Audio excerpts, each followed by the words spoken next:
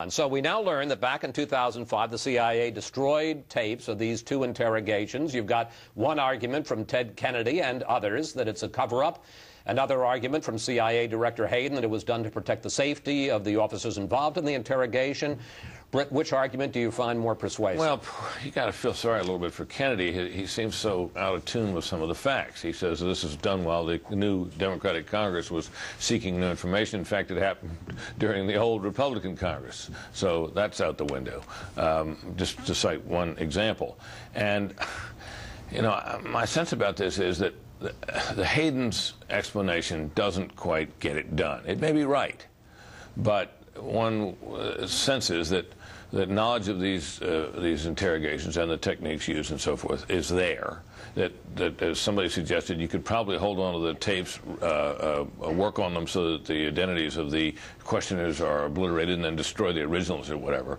So you wonder. But I don't think we really know. And what's puzzling about this is, despite Senator Kennedy's claims, is the White House and Justice Department, the Bush White House and the Gonzales Justice Department, we're now given to believe, urged the CIA not to do this. The CIA went ahead and did it anyway. Well, in fairness, it wasn't the CIA director, Porter Goss, at the time. He supposedly didn't know anything about it. Right. It was the director of operations. So now we wonder what what kind of authority he had to do that, whether this was in his authority, whether he needed to secure permission, why advice was sought, and apparently it was, from the Justice Department and the White House on this. So there's a lot yet to learn. We're just at the beginning of this. Yeah, I think there's a lot of questions, but on a broader level, and another piece of this story that's come out today is that in 2002, senior members of Congress were briefed about waterboarding, including Democrats, including Nancy Pelosi, and reportedly there were some members of Congress that thought the interrogation technique should be even rougher.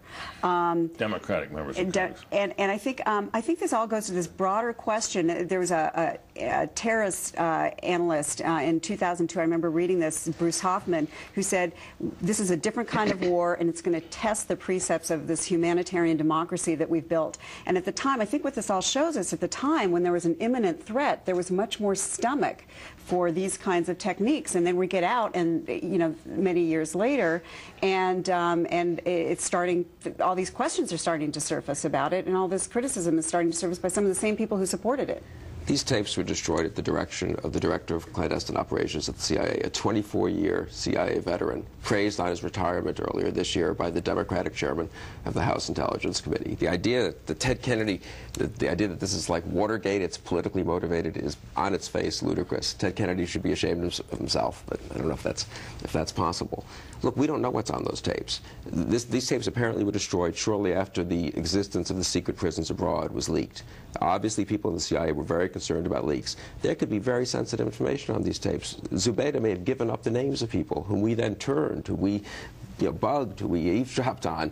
That could have been the real fear, that really important American intelligence assets would be revealed if these tapes or transcripts of these tapes were leaked. And I do not think it is unreasonable. Why aren't you the spokesman for the CIA? I do That's not the best argument. Well, yeah, I don't know quite. I mean, maybe. Well, you can't say that if that's true, because again, that gives out way too much more information. So maybe Director Hayden was right to simply say we wanted to make sure there was no trouble for the people doing the interrogations. But we don't know what's on those tapes, and I think it was probably prudent to destroy them. Nothing could have been gained by keeping them around. Well, wait a second. First of all, I agree with Chris. I like your argument. If that's the case, let me know. But Director Hayden didn't say that. He said it was to protect the identities of the people doing the interrogation. He's not going to tell some guy in Pakistan or Afghanistan that we might have cottoned on to him because Zubaydah gave away his name. He wouldn't have done that. He would have indicated in the course of a democratic government exactly why he was taking action. I love that we're arguing now about an explanation that hasn't been given. Well, that's right. Yeah, but